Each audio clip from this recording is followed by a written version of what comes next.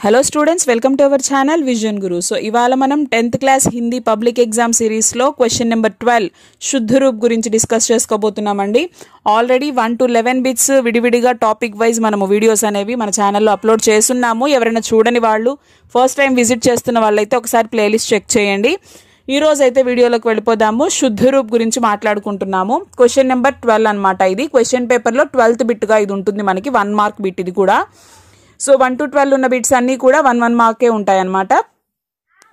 అయితే చూడండి శుద్ధ రూప్ అంటే ఏం లేదండి, మనం ఇప్పుడు దాకా 1 to 11 బిట్స్ చూసాం కదా। సో లింగ్ కావచ్చు, కాల్ కావచ్చు, క్రియ ఇవన్నీ అన్నమాట। అంటే ఇవన్నీ కరెక్ట్గా లేని సెంటెన్సెస్నే అశుద్ధ వాక్య అంటాము। సో వాటిల్లో కరెక్ట్గా ఏది ఉందో ఆప్షన్ని వెతకాలి మనం, అంతే। परिभाष అంటే చూడండి ఇక్కడ वाक्य शुद्धि का मतलब है वाक्य को व्याकरण के नियमों के मुताबिक लिखना।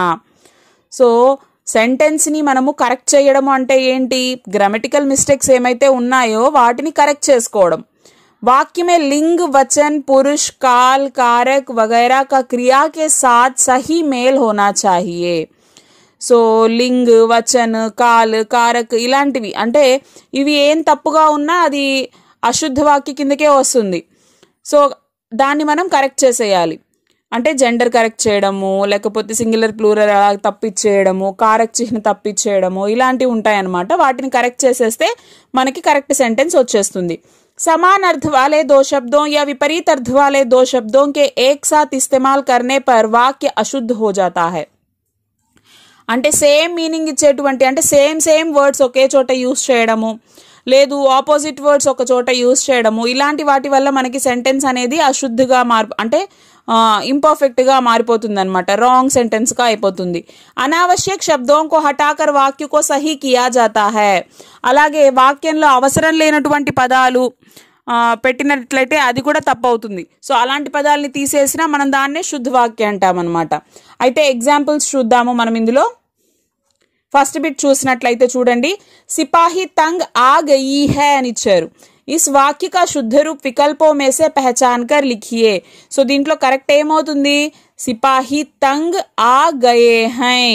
చూడండి సిపాహి తంగ్ ఆ గయే హై, సిపాహి తంగ్ ఆ గయే హై ఎందుకని హైకి డాట్ పెట్టామంటే ఇదేంటి ప్లూరల్ కదా సిపాహి అనేది। నెక్స్ట్ मैं मेरी पुस्तक पढ़ती हूँ, इस वाक्य का शुद्ध रूप विकल्पों में से पहचान कर लिखिए। ఇందాక చెప్పాను సేమ్ వర్డ్స్ ఒక చోట రావడము, అంటే వ్యతిరేక పదాలు ఒక చోట లేకపోతే ఒకటే పదాలు ఒక చోట అలా పక్కన రాకూడదు అని చెప్పేసి మై మేరీ, తూ తేరీ అట్లా రాయకూడదు అనమాట। మే మేరీ పుస్తక్ పడ్తీ హూ అని ఉంది ఇక్కడ, మై ఏం రాయాలి మరి మనం ఇక్కడ, మే అప్నీ పుస్తక్ పడ్తీ హూ। కరెక్ట్ ఆన్సర్ ఏంటి, మే అప్నీ పుస్తక్ పడ్తీ హూ। మే హిందీ సీఖ్తా హై। సో ఇందాక మనం చెప్పుకున్నాము కాల్ గురించి, మనము ఇంతకు ముందు వీడియోలో డిస్కస్ చేసినప్పుడు కూడా చెప్పుకున్నాము। ఇప్పుడు మనము మే అనేది వచ్చినప్పుడు ఏమొస్తుంది, చివరిన హూ అని వస్తుంది। సో కాబట్టి ఇక్కడ మిస్టేక్ ఏంటి, ఇక్కడ చూడండి హై ఇచ్చారు, మే హిందీ సీఖ్తా హూ, శుద్ధ వాక్య క్యా హై మే హిందీ సీఖ్తా హూ। సో ఇలా అనమాట। ఇందాక నేను చెప్పాను కదా మనకి కాల్, లింగ్, వచన్ ఇవే మిస్టేక్స్ ఉంటాయి, కారక్ ఇలాంటివి మనం కరెక్ట్ చేసుకుంటే అదే శుద్ధ రూప్ అవుతుంది అని। నెక్స్ట్ వహ ఉస్కా ఘర్ గయా, వహ ఉస్కా ఘర్ గయా చూడండి ఇక్కడ ఏంటి చెప్పాలనుకున్న అర్థం ఏంటి, అతడు తన ఇంటికి వెళ్ళాడు అని చెప్పాలి। ఇక్కడ ఏమవుతుంది వహ ఉస్కా ఘర్ గయా, కిస్కా ఘర్ గయా ఎవరో ఇంటికి వెళ్ళాడా, లేదు తన ఇంటికి వెళ్ళాడనే చెప్తున్నాం మనము। కాబట్టి మై మేరా, వహ ఉస్కా, తూ తేరా ఇలా రాకూడదని చెప్పాను కదా।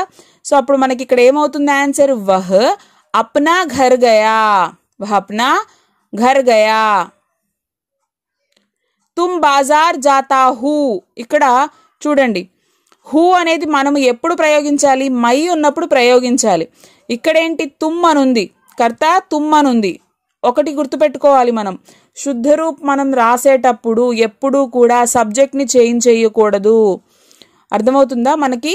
ఇందులో మనం వెతకాల్సింది ఏంటి అంటే మిస్టేక్స్ కాల్, లింగ్, వచన్, కారక్ ఇలాంటివి చేంజ్ చేయాలి, అంతేగాని మీరు అసలు సబ్జెక్ట్నే మార్చేయకూడదు।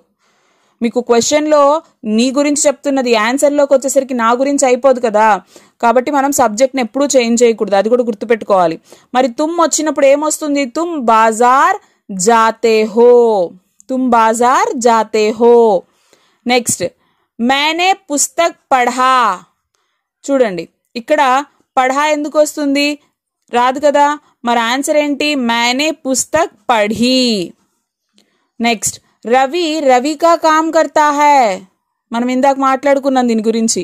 సో సేమ్ పక్క పక్కన రాకూడదని చెప్పాం కదా, మరి దాన్ని తీసేసేయాలి. తీసేస్తే ఏమవుతుంది?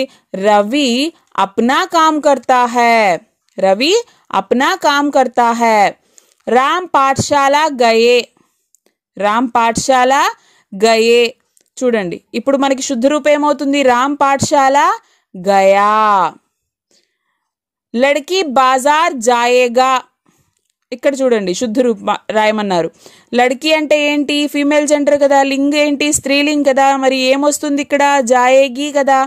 సో అదే చేంజ్ చేసుకుంటాం మనం, అప్పుడు కరెక్ట్ ఆన్సర్ అయిపోతుంది. లడ్కీ బాజార్ జాయేగి, లడ్కీ బాజార్ జాయేగి. हम मैदान में दौड़ता है. ఇక్కడ ప్లూరల్ గురించి చెప్తున్నాం మనం. సో దౌడతా హై రాదు కదా. దౌడతా హై ఎప్పుడు వస్తుంది? తుమ్ అంటే వస్తుంది.